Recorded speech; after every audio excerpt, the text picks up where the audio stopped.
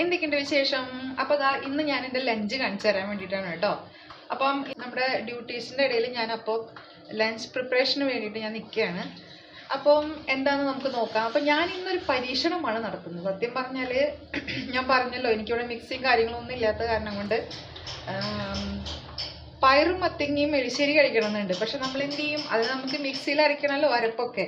അപ്പം ഞാൻ കണ്ട ഒരു പണി എന്താണെന്ന് വെച്ച് കഴിഞ്ഞാൽ, അരപ്പൊന്നുമില്ല, എന്തായാലും നമ്മൾ മിക്സിയിൽ നമുക്ക് നമ്മളെന്താ പറയുക, കുറച്ച് തേങ്ങ നമ്മൾ വറുത്തിടുമല്ലോ നമ്മുടെ എളിശ്ശേരിയിൽ.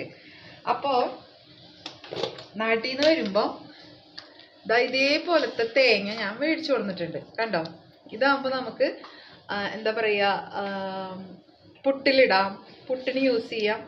അപ്പോൾ എന്തെങ്കിലും വല്ല തോരനൊക്കെ വെക്കുന്നുണ്ടെങ്കിൽ നമുക്കത് യൂസ് ചെയ്യാം.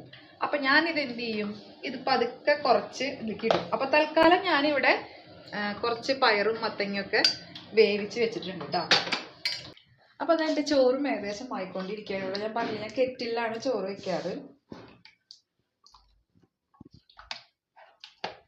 ചോറും കുറച്ചുകൂടെ ആവാനുണ്ട്.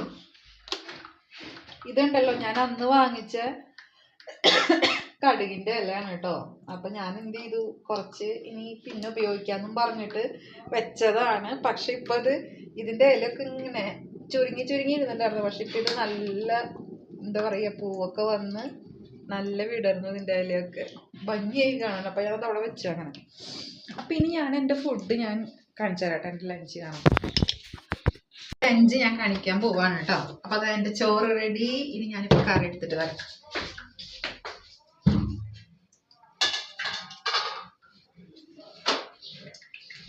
കറിയും റെഡി. ഇത് സാമ്പാറാണേ. സാമ്പാർ ഇന്നലത്തെ സാമ്പാർ വെച്ചതാണ്. അപ്പം ഇന്നലത്തെ സാമ്പാർ ഉണ്ട്.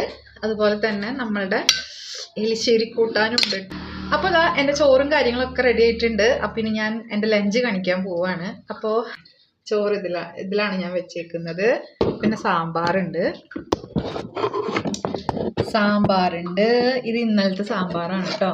ഇന്നലത്തെ സാമ്പാറാണ്, നല്ല കട്ടിയുള്ള സാമ്പാർ. പിന്നെ അതാ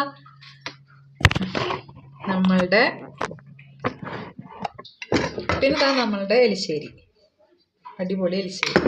അപ്പം ഇനി ചോറ് ഇതാ ഞാൻ ഇടാൻ പോവാണ്.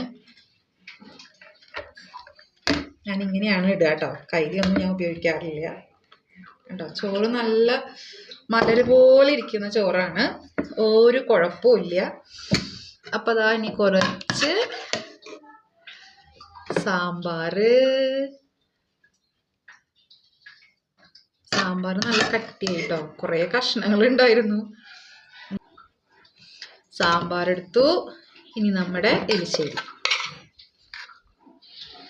എലിശ്ശേരി കണ്ടോ, മഞ്ഞപ്പൊടി ഇച്ചിരി കുറവാന്ന് തോന്നുന്നുണ്ട് അല്ലേ.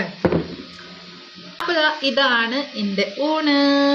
എൻ്റെ ലഞ്ച് റെഡി ആയിട്ടുണ്ട്.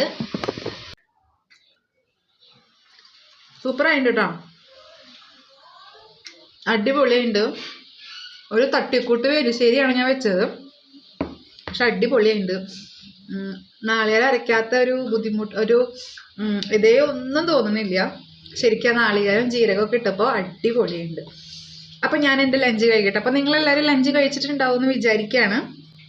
ലഞ്ച് കഴിച്ച് ചിലവർ ഡിന്നറിലേക്ക് കടന്നിട്ടുണ്ടാവും, ചിലവർ കാണുന്നവർ ചിലപ്പോൾ ചായ കുടിക്കാൻ തുടങ്ങിയിട്ടുണ്ടാവും, ചിലർ ബ്രേക്ക്ഫാസ്റ്റ് കഴിക്കുന്നവരായിരിക്കും.